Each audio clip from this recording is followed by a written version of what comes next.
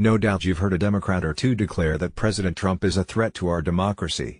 Joe Biden used his campaign launch to up the ante, saying that the 2020 election is a battle for the soul of America and warning that if Trump gets a second term, he will forever and fundamentally alter the character of this nation. Ho-hum.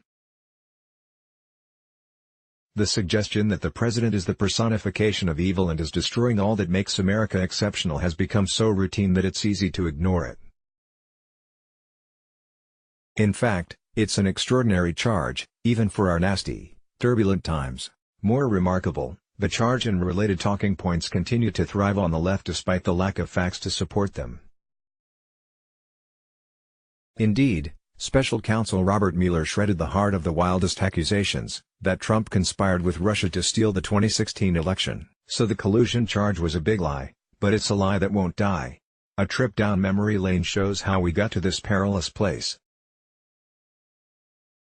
The third and final presidential debate, on October 19, 2016, was notable primarily because Trump refused to say he would accept the election results, arguing they might be rigged against him. "I will look at it at the time," Trump said. "I will keep you in suspense."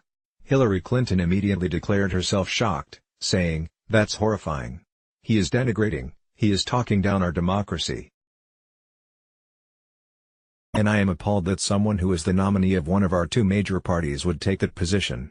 Convinced Trump made a fatal error, she pressed the point to reporters afterward, saying, "We've had hot, contested elections going back to the very beginning, but one of our hallmarks has always been that we accept the outcomes of our elections. America has free and fair elections," she continued. "Somebody wins and somebody loses." So what he said tonight is part of his whole effort to blame somebody else for his campaign. Hypocrisy alert. She became the person she warned us against. Then and now, Dems count on the media to amplify their message, and all the usual suspects echoed Clinton after the debate. Smug once predicted that Trump's rigging remark would give her a landslide victory. A degrading spectacle, the New York Times editorial page thundered, calling Trump's refusal to pledge acceptance of the results further proof that this would-be Berlusconi doesn't seem to even realize how the American constitutional system operates. New York Magazine later reported the Obama White House was so alarmed that it devised a secret plan to deal with the fallout if Trump rejected the results.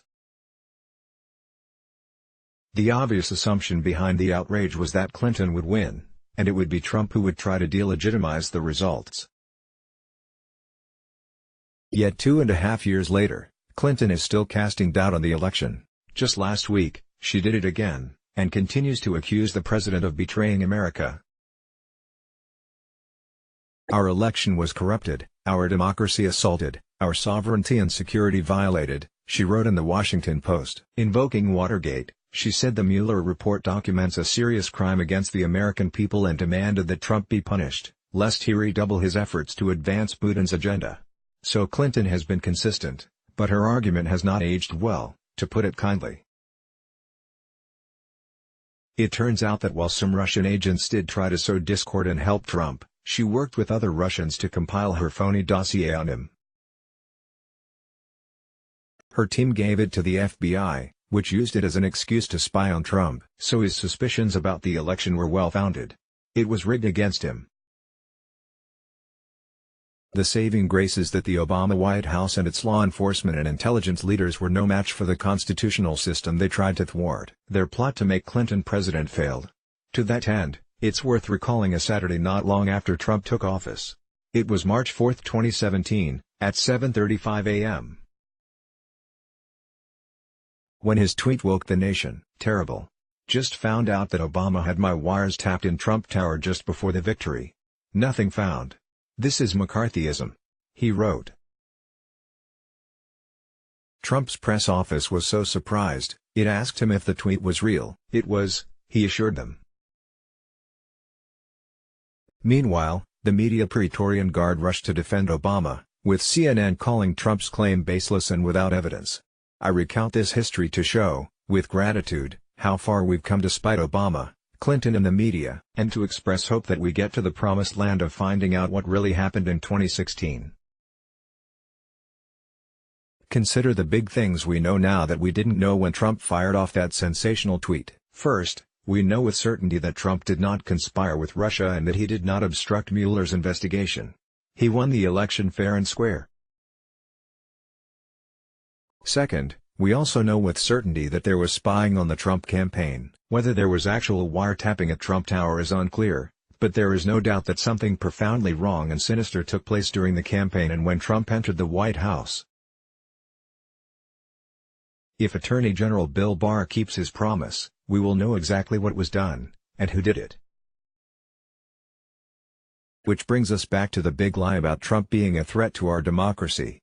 Clinton and other Dems continue to peddle it because it is their last defense against the emerging truth. In fact, some people did try to destroy our democracy and change our nation's character.